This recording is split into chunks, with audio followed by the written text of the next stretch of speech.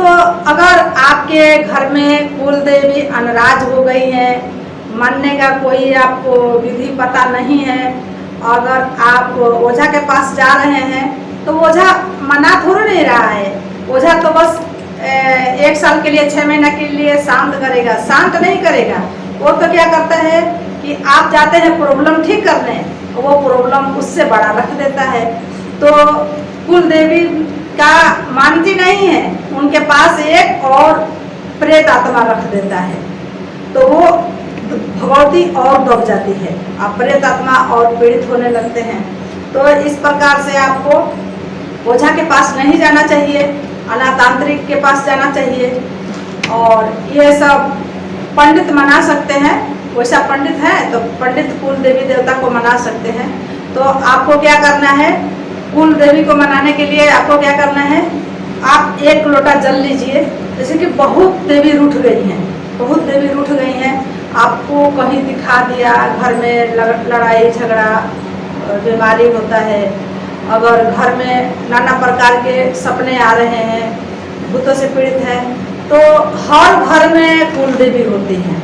तो अगर कुल देवी अपना रक्षा करने के वो एकदम प्रचंड रूप में होती हैं, जैसे कि घर के रक्षा कर सकती हैं, वो बाहरी कोई हवा नहीं आने देती है। तो आप उनको मनाइए, उनको मनाने का मैं विधि बता रही हूँ।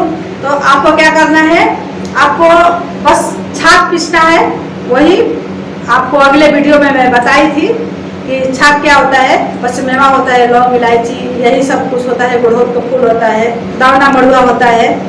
आप लौंग लीजिए। तो आपको क्या करना है, आपको पहले कुल भगवती के नाम से आपको मनाना है। तो आप सुबह उठिए, उठने के बाद आप जल रखिए, आप रसोई में रखिए या मेन घर में रखिए। जल को जल भर के शाम को ही रखना है, आप कुल देवी के नाम से रखना है।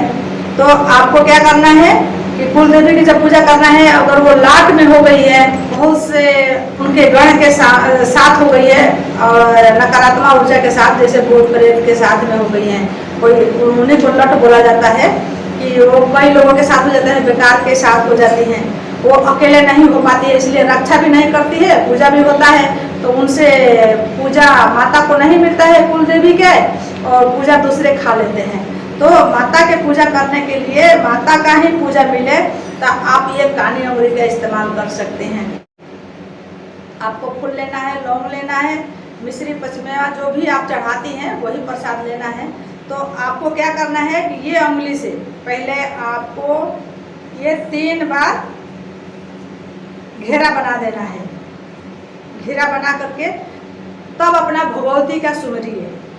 एक फूल लीजिए, फूल ले करके आप भगवती का सुमरिए, ध्यान करके आप उस फूल को रखिए।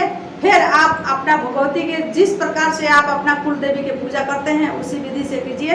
छाक दीजिए, छाक देने के बाद आप जल फूल जो भी चढ़ाना है बोलिए कि हे भगवती, मैं आपको ढूंढ रही हूँ, आपको घर के रक्षा के लिए, आप तो कुल देवी हैं, आप पूरे कुल के रक्षा करने वाली हैं, आपसे तो बलवान कोई है नहीं।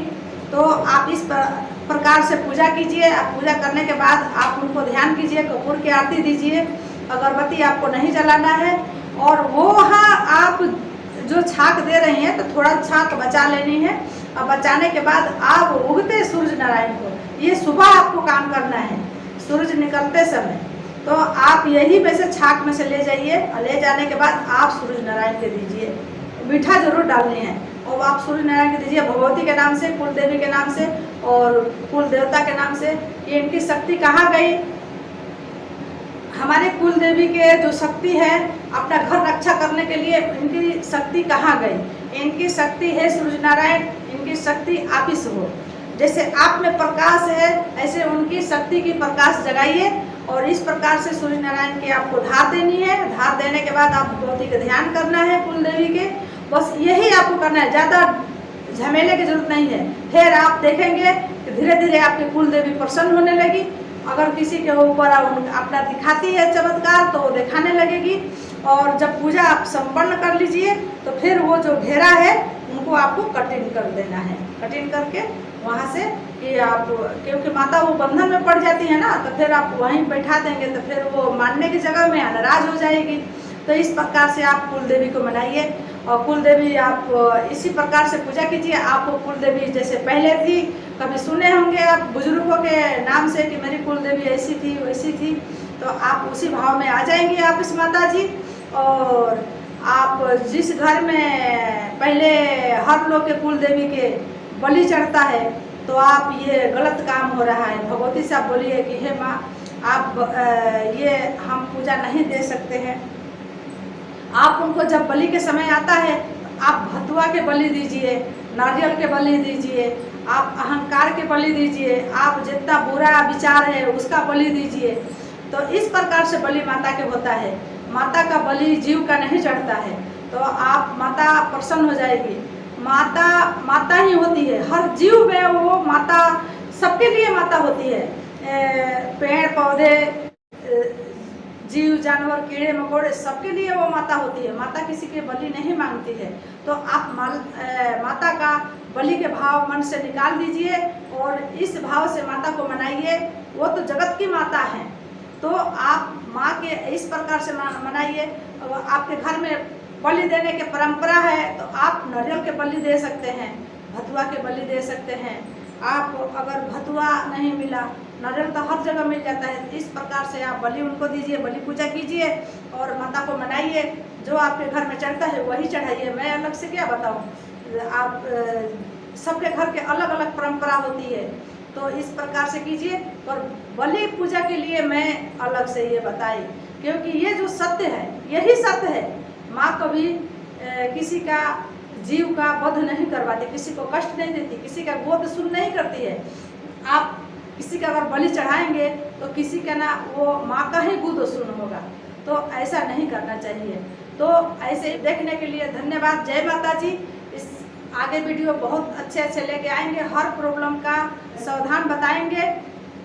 तब तक के लिए जय हिंद, जय माता जी।